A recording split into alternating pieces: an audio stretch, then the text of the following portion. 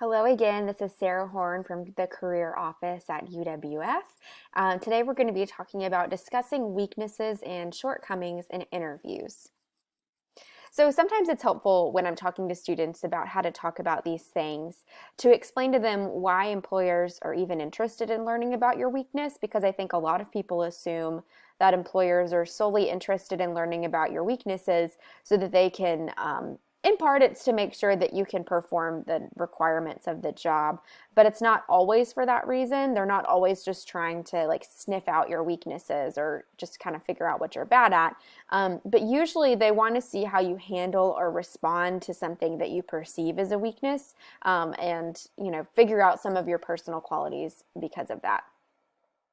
So there are a few occasions when you would need to talk about your weaknesses, and I would say it's not always best to just offer up your weaknesses in an interview unless you're asked about them or unless they've asked you a question when you kind of have to reveal that you have a weakness or a shortcoming in a certain area. So you don't want to spend the interview just going on and on about the things that you don't feel confident in.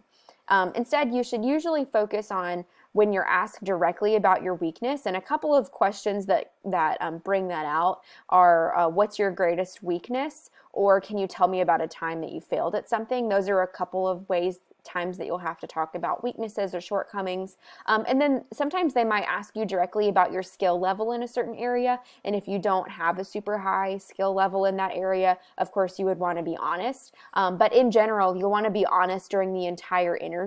You just don't want to willingly offer up or for no reason start talking about any weaknesses that you have. But if they ask you and you need to talk about it, please do be honest. But there are a few strategies for handling these questions. So when you're asked about a weakness or a shortcoming or a failure, try to be specific. So a lot of people, when I ask them the question in mock interviews, for example, if I say, what's your greatest weakness? Sometimes they give me a really generalized answer like communication or teamwork. And that can be alarming because the employer can't quite visualize when that issue becomes a problem, and so they assume that it's just always a problem. And that is a problem for an employer to think that you are just across the board bad at teamwork or communication or something like that. So try to be specific and share when this weakness arises, like if there's a certain occasion where this thing happens. I'll show you an example in the next slide. Then after you've disclosed what that weakness is and you've been specific about describing when that weakness comes out, share one way that you are working to improve or mitigate that weakness. So what are you doing proactively to make this weakness less of a problem for you and for your potential employers? And then in general, when you're talking about a weakness, try to end on a positive note and don't harp on the weakness. So by ending on a positive note, I mean talk about what steps you're doing to improve on that and how you've seen improvement. Or if you're talking about a failure or a shortcoming or a mistake, talk about what you learned from the experience and how that'll be different next time. So here's an example for if somebody were asked the question, what's your greatest weakness? Here's an example answer. I'm working on managing my time better during slow times in the office. I want to make sure that I'm remaining productive and staying mindful of my priorities. So I use my Google Calendar tasks list daily to keep a list of tasks that help me make progress toward future goals. Each week, I list out the tasks to be completed for the next week and schedule those tasks during open times on my calendar. Doing this has helped me remain productive even during slow times. So let me break this down for you. So the way that this person has phrased this answer is a little bit more positive than saying, I think my greatest weakness is. Instead, they say, I'm working on this. So they're not really even assigning the word weakness to it in their answer, but they're saying this is something that I'm actively working on or actively improving on. Then they say this is when my time management becomes a problem. It's when there's a slow time in the office, because when things are slow, where there's not, some really obvious things to be working on, it can be hard to know what to prioritize. Then they offer some strategies for addressing this or improving this in their life. And then they talk about how that attempt to improve has actually improved their workflow and their work life. So when you're talking about failures or mistakes in an interview, it's really important to take ownership and responsibility. Try not to downplay the situation or place blame on somebody else, but instead accept that, it might have been a serious issue or a problem, and I take ownership of that and I take responsibility for that.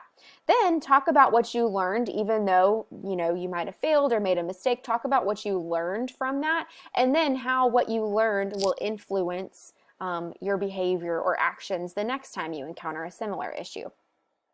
So this is like a response if an employer were to say, tell me about a time when you failed at something or when you made a mistake at work. So here's the answer. While working on my on-campus job, I was responsible for locking the doors at night. One night I forgot to lock the doors before I left, and the campus security locked the doors and notified my employer. I'm grateful that nothing worse happened, but I am now much more careful to ensure all my job duties have been accomplished before leaving work. To prevent this from happening again, I place a reminder to lock the doors on my calendar every day at 4:45.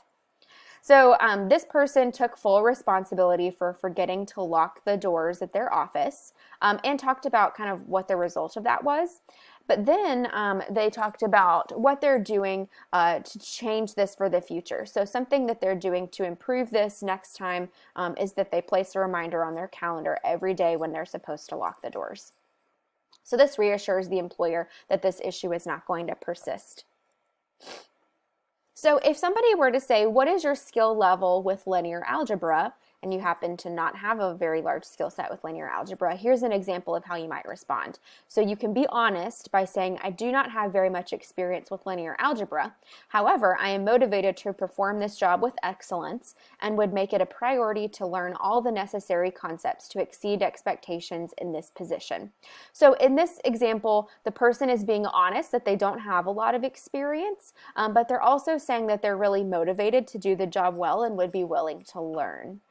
So this is how they end on a positive note, by reassuring the employer that they'll learn anything that they need to in order to perform the job well. So just reflecting, to talk about failures or mistakes, please always take ownership and accept responsibility when you've made a mistake. Don't try to downplay the situation or place blame on someone else. Discuss what you learned from that failure and tell how it'll be different next time. I apologize if you heard that. My dog just barked in the background. If you have any questions, we would be happy to assist you through drop-in hours or one-on-one appointments. We also have a lot of virtual resources during this time, including document reviews, virtual phone appointments, and drop-ins and interview practice. If you have any questions at all about any of these offerings, please refer to our website or give us an email at career@uwf.edu.